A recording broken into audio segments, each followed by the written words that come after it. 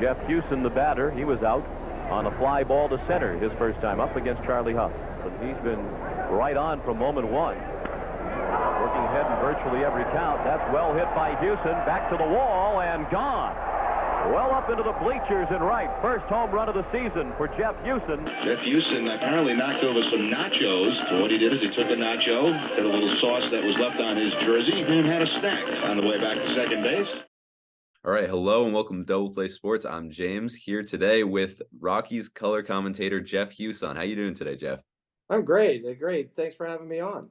Yeah, I'm super happy to have you on today. Obviously, I have broadcast aspirations, and to have a pro on is amazing. So, first question I have for you is actually about your playing career, because a lot of people might not know you played for over 10 years in the bigs. So you played college ball, though, first at Wyoming, a program that's sadly been discontinued since. But what was your experience playing college ball?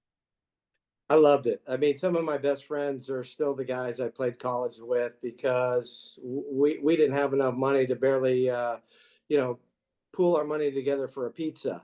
And so I think you understand more about just what people are like.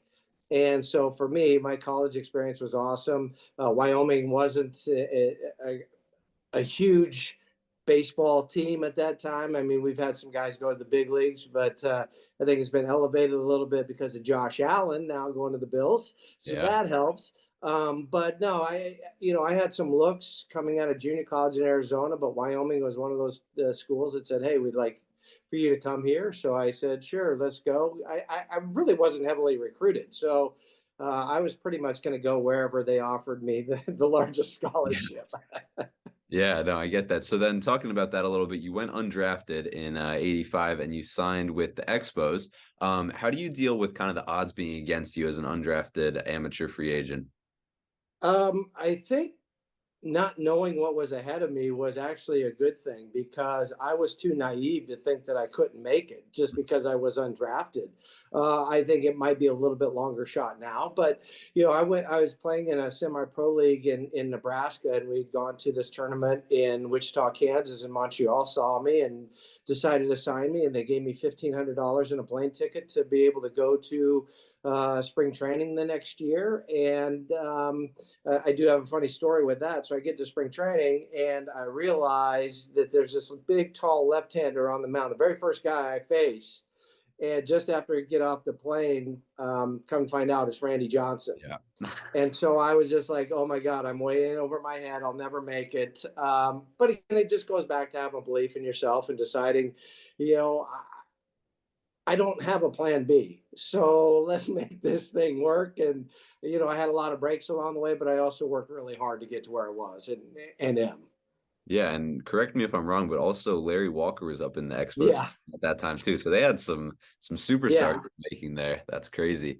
Well, it was fun. I mean, real quick. So, with Larry Walker, that very first year in pro ball for me, we were in Burlington, Iowa together. And so, walk, and then I was out in Cooperstown last year when he was inducted into the Hall of Fame. So it's kind of, it's really neat for me to be able to see Walk go into the Hall of Fame, knowing I knew him when he was 19 years old, and he was just super athletic. Maybe not a whole lot of baseball IQ, but he was better than anybody else on the field. Yeah, no, he fantastic player. It's shocking that it took 10 years to get him in. I mean, the guy had like a career 300 batting average, 350 bombs. He won like 7 or 8 Gold Gloves. He was crazy. So I'm glad he got his due in Cooperstown. So then a little bit later on, you made your debut at the Expos in September of '88. And then what was the feeling just stepping on the field for the first time? That looks amazing. It's almost indescribable, because, as you mentioned, going undrafted and nobody giving you a shot and nobody thinking that you're good enough. And then 3 years later, at the end of my third year, I get called to the big leagues. And I just remember walking out of the tunnel in Olympic Stadium up in Montreal and kind of looking around and just soaking it all in and thinking to myself, wow, you made it, you did it. And they can never take this moment away from you. And I got into a game that night and facing Joe Price of the Giants, and I struck out. And I believe to this day, it's the only time I've ever been happy when I struck out, because I made it. I was like, okay, well, it's only going to get better from here. Yeah, I can only imagine. That's gotta, I mean, you're in such a like an ecstasy of happiness that it just doesn't matter. You're just happy to be out there. Yeah. Yeah, it's almost like an out of body experience. People say that all the time, but it's truly is like I'm here, but I'm not here, and what's happening. But then to be able to actually say, I made it, even if it was for one day, it would have been fine. I'm glad it didn't last just one day, but I was still like, okay, I've proven a lot of people wrong. Yeah. So one thing that you really were definitely upper tier with during your career, or at least very adequate with, was stealing bases. You stole 18 bases in '92, over 60 for your career. And when I used to play baseball, I was a big base stealer. That's my favorite thing to do. But at the MLB level, what's it like just trying to snag a base? What's going through your mind? How do you do that? Well, the good thing about it is Montreal, when we were coming up, allowed us to kind of learn on the fly. You figured it out. You figured out moves. You figured out reads, etc. So in Double A in '88, I stole 56 bases and led the league in stolen bases. So Montreal just said, "Hey, you go." And if you do something wrong, the coach or manager will talk to you about it. But so for me, it was just part of my game. I needed it, and I'm so happy to see that Major League Baseball is kind of bringing it back, because when I was coming up, it was the Vince Colemans, it was Tim Raines, it was all these guys, Ricky Henderson, that could steal bases. Everybody in the ballpark knew they were going to steal a base, and they could still do it. So I'm really happy to see that element coming back into the major leagues, hopefully.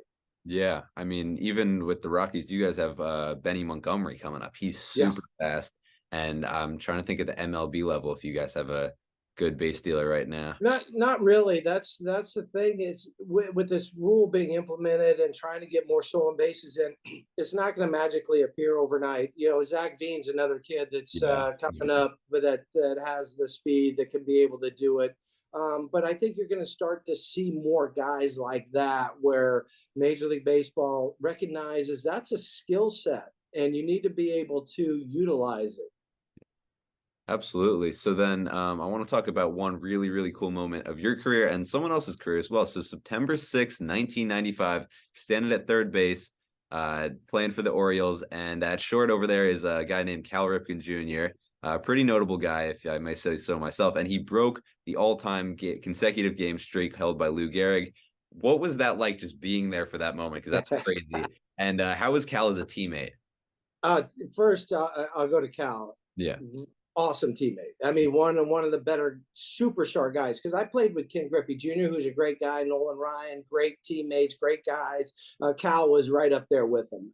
And so it's really interesting, because what's different about what he did that year is we knew what was going to happen in spring training. It's not like a no-hitter or a perfect game. So you feel this buildup of what's going on. And it's really interesting, because I was platooning at third base with a guy named Jeff Manto. We called him Mickey Manto. And so we were going to play the Angels. So we kind of figured this out like a week before. And the Angels at that time had 4 left-handers in their lineup. I hit left-handed. So the odds of me starting that game are really slim, because they only had one right-hander, Sean Bosky. So about 3 or 4 days out, Jeff Manto and I are looking at this, and all of a sudden he gets up and he overturns the table in the clubhouse, and he's yelling at me, and people think we're fighting. We're not fighting. We just figured out that I was going to get that start that night, and he wasn't. And so leading up to that, it was pretty cool, because my family were there, my mom and dad, my wife, my kids, and her parents, and everybody was out there. And so leading up to that day and going into the locker room that day, we knew President Clinton was going to be there in attendance. So they swept the whole locker room, took anything, whatever out of there. We had to go through metal detectors, and we all had to stand at our locker. When he walked by, we shook his hand. And so there was a lot of pomp and circumstance happening even before the game started. And then once he hits the home run, you're like, nah, this can't be, this is unreal. But I remember, like, I caught a pop-up in the first inning, and I remember to myself, I was like, I'm standing underneath it, the ball's getting ready to come down. I'm like, just don't drop this. There's like 40 million people watching you right now. Do not drop this. So I got it. ended up taking it up, put it into my locker, locking it up. But just seeing him take that lap around the field with guys in the dugout crying, the Angels players are all giving him high fives. It's just a special, special moment in baseball that'll never, never be duplicated. No, it's crazy to think about because it's just a number when you think about it, but then you put it in perspective how many straight seasons he did not miss a game. And it's And a lot of times he didn't miss an inning either. yeah. He wouldn't take himself out if it was a blowout. He would stay in there, and so I mean, you look at now the longest streaks in the big leagues is like 200, 300 games or something like that. Yeah, no, it's crazy. And we had on the show, we had Mike Bordick on a while ago, and he talks about a lot of the same things about just Cal as a guy. And he actually took over at short for Cal. Yeah. Talked about like the being like, okay, I'm the next Orioles shortstop. The guy who's been there before me is crazy. Like, so that was a fun one. But during your career, kind of moving on a little bit, who was the toughest pitcher for you? Kevin Tapani. He was a right-handed pitcher. I just could never figure him out. And I don't know, I think I got like one hit and 20 at bats against him, but he was really tough, but it was just a sinker slider type of pitcher, wasn't overpowering. But he was just one of those pitchers that it's just like, oh my God, I got to face him again. I'm going to be over. I mean, the Twins and 90s Twins teams just like always had the guys. You had Viola, you had Morris, you had Brad Radke. Like, so I mean, he was a guy that went under the radar, but he was sneaky good. Yeah. He was really sneaky good. Yeah. Well, that's an awesome one. And then was there a pitcher that you really had their number that you really just like, you just dominated them? Even my wife can answer this one. She goes, man, if you could have faced Jamie Navarro every game. All right. Sorry, Jamie, if you're listening. Yeah. But yeah, I owned him pretty good, and he knew it. I knew it, and I knew every time that he was pitching, I was going to be in the lineup, and I was going to get at least 2 hits. Yeah. Well, that's got to be a nice thing coming in the lineup, knowing you're going to face him. Yeah. Then in 2000, you retired and eventually switched over to broadcasting. What went into the decision to get behind the mic for you? Well, it's an interesting story because that wasn't what I thought I was going to be doing. And so I coached for 5 years with the Cubs after I retired, and I kind of knew it was time to retire. I was fortunate to get my first and last big league hit in Old Three River Stadium. So I kind of saw that as a sign, as a full circle moment. Then I started coaching them. I coached for them for 5 years. Really loved doing that. I had aspirations to be a big league manager. But my family at the time, I had some younger kids, and I just wanted to be around just a little bit more. And I got a call out of the blue from Tracy Ringlesby, who's in the Hall of Fame as a writer. He lives in Denver. He covered me when I was with the Rangers, and said, hey, the Rockies are looking for somebody to fill in for Jerry Dipoto, because Jerry had the job before me, but he wanted to get back into the front office. Yeah. And so Jerry left, and so they had this opening, and I auditioned for it. I had no formal training, nothing like that. And through a couple different interviews over a couple months, I was offered the job, and that was 18 years ago. And I had some great mentors and people that really believed in me. The Rockies stuck with me because I was pretty, it was hard. It was a hard transition. It wasn't easy, and I just kept working hard, kind of like my career, and here I am still doing it today. So this upcoming season, I mentioned, will be 18th broadcasting, but my 38th in pro baseball. So it has been a wonderful, wacky ride. Yeah, that's the dream, man. Absolutely. And my next question was kind of talking about that. First time calling a game or working the pregame show. What kind of nerves are you feeling? Because I get nerves when I'm doing these a little bit, but I can't imagine doing that on a professional television level. Well, it's just like anything you try for the first time. There's nerves, there's anxiousness, there's make sure you don't say anything bad. And also it happened so fast. It was like my first game in the big leagues. It was like, oh my gosh, I'm here and now it's over. And it was spinning so fast. And I just got a lot of great advice after that. It was, hey, talk about what you know so much baseball, and just kind of try to relate it that way. And that's what I really learned over all of it. and the more you do something, the more comfortable you become. Yeah, so obviously the Rockies booth is not a bunch of rookies. You got you in there, then Drew Goodman, who's a legend in himself, and Mm-hmm. Ryan Spilborghs, who's also a great guy. What's the chemistry like in the booth that we don't see on TV? And what's your relationship with those guys? You know what? We're like family. We're like teammates. And, Corey Sullivan's done it Yeah, for, I think, 12 years now. So we've been together as a group, Jenny Kavnar, probably altogether, all of us now, 11 or 12 years. So you know what everybody's like. You know when somebody's having a good day, having a bad day, do I need to pick them up? But the thing that people don't see is off camera how much time we spend together. In fact, yesterday I was sitting at Salt River Field, just sitting by myself, and then Drew came up, and so we just sat in the stands as two guys talking baseball, and it was just like it's so much fun because we have this relationship where we talk in the off season all the time. We talk about baseball, we talk about life. We're friends now before we're broadcast partners. yeah. Absolutely. I come when sadly Pat couldn't be here, but that's like us every single day. It could be the middle of January, we're talking baseball. It Yeah, could be right. 2 a.m. we're talking baseball. But yeah, having that bond is amazing. So I gotta ask, you've been calling for so long now. Do you have a favorite moment from calling Rockies games? Uh, Obviously, the first one that jumps out for the Rockies is when Todd Helton hit a home run off a Saito, and to kind of start that incredible run in 2007, where they eventually end up making the World Series and then losing to the Red Sox. That was the Rockies moment, that you're just like, wow. Maybe Matt Holliday sliding into home, obviously is right up there too in game 163 against the Padres. Against the Rockies, Clayton Kershaw throwing a no-hitter against them. I mean, it's Clayton Kershaw. It's hard to watch that happening to your team you're calling, but Yeah. still, when it's somebody like him, it's quite remarkable. Craig Biggio, when he got his 3,000th hit in Houston, Ichiro got his 3,000 hit in Colorado. So I've been a part of a lot of cool moments, not only as a player but as a broadcaster. And so to try to narrow it down to one is unfair to some of the other ones.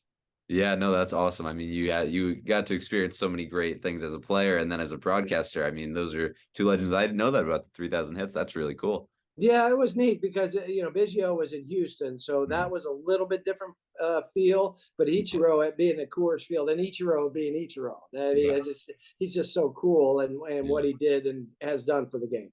absolutely. So then through your time at Coors, and this might be another tough one, but who would you say is the most talented or the few most talented players that you've gotten to witness play? Well, I mean, at Coors for the Rockies, Todd Helton is number one. By hands down number one. But watching Nolan at third base, I played with some great third basemen. I've watched some great third basemen. Nolan does things on the field defensively that just make you shake your head and Yeah. go, wow. But there's a lot of great. Carlos Gonzalez Hmm. is smooth a swing as you're going to see, and just a great guy. DJ LeMahieu might be the toughest competitor that I ever watched day in and day out. So you look at all these guys, and for various reasons they all stick out. But those are probably the handful of guys that I look at and just go, it was pretty special. I had a front row seat every night. Yeah, that's awesome. Especially Arenado. Like every time, it's a highlight reel every time he's at Yeah, third. Crazy. Yeah, it's sad he's not there anymore, but he's thriving. And with the bat too. I mean, yeah. he won MVP last year. I know, right? Yeah. Exactly. He's Um, just one of those guys that every day he's going to put the work in to yeah. try to get better than he already is, which is tough to do. Yeah. So looking ahead at 2023, what are your thoughts on this Rockies team going into the season? Well, I think some of the guys that had maybe down years last year and it starts with Chris Bryant. I mean, he's got to come back. It was unfortunate that he was hurt so much, only played Yeah. 40 plus games. If he comes back, that makes everybody else better. So that's easy when you can slide him healthy Chris Bryant back in there, and then everybody else doesn't have to feel like they have to do so much. Ryan McMahon sliding over. What's going to hurt is losing Brendan Rodgers, Gold Glove second baseman. And putting Mac back then over at second, it's going to be okay defensively, but you're losing a heck of a player in Brendan Rodgers. And then go to the pitching side. The bullpen's kind of be revamped a little bit. So I think guys that they brought in are going to have to do their thing. And then starting pitching. It all comes down to starting pitching. Yeah. No, it doesn't matter what level you play at. You go to a little league park, and if the starting pitcher's better than the other guy, they got a pretty good shot to win. Yeah. So for Kyle Freeland, who did really great in the WBC, Panama Marquez, those two guys they're gonna have to anchor that staff. Yeah, we had a Gilbreth on our show a little while back. I was so sad to see he was getting. Yeah, for Gilly, that's a bummer, man, because he did so well. He's a local kid. Yeah. And then to think that everything was going okay, and then start spring training, realize it's not, and having to get Tommy John, a left-handed valuable piece out of your bullpen. That's really going to hurt. But Gilly's an awesome guy, and I know he'll come back strong. But I just feel really bad for him. I know. Yeah, that was because he was when we had him on, it was like January, and he was talking all about like, I've gone on streaks. I've been really good on the road at times, really good at home at times. I'm just going to put it all together this year. And I saw the notification. I'm like, oh no. So my final question for you is about the current team. This is a little bit of a fun one. Who do you think on the team right now would be the best addition to the broadcast booth? Oh, give me just 2 seconds on that one. I got to think for a minute because who I think? Ryan McMahon. Okay. Ryan McMahon, I think, would be really good because he's got that kind of personality that allows him to be himself, but then also to express baseball in a way that people can understand. And that's a tough one. That's a fine line to walk because you don't want to get too over analytical because you do have a section of your audience that might not understand it quite as much and might not be into it. And then if you don't talk about it enough, then you get the analytic side that's saying, hey, wait a second, what about us? Yeah. And so I think Matt could navigate that and walk that line that you need to do as a broadcaster. Yeah. I think if I had to give my opinion on that, I think I got to go with Charlie Blackmon. Every time I've seen him on here, he's been so funny. But the thing I worry is he seems like he would be maybe a little bit too goofy in the serious times or like mid-game. I don't know. I think Charlie could do it if he wanted to do it because there's times when, I'm sitting there talking to Charlie and stuff that comes out of his mouth. I'm just like, oh my God, that's too funny. But you're right. For Charlie, he's got that innate ability to flip a switch on the minute he walks into the locker room and he becomes this different Charlie. It becomes Chuck Nasty then. Yeah. He's not Charlie, he's Chuck Nasty. And so when you look at Charlie, he would be able to do it, but I'm not sure for 9 innings he'd be like, I'm out. No, it's like a superhero alter ego. He's Charlie Black. Exactly. Nasty. Exactly. Yeah.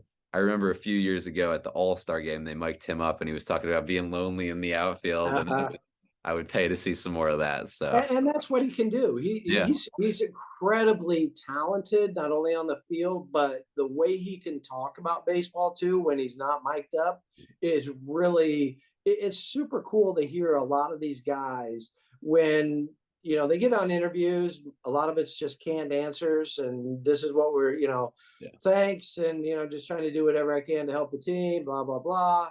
And then you get them alone and you start talking to them about baseball, about swings, about position, whatever. And they just go off and you're just like, oh my goodness, this is gold. Yeah, absolutely. Well, Jeff, that's all I had all the questions I had for you. Excuse me. But thank you so much for coming on the show. It's been amazing talking to you. This has been a blast. Thanks for having me on.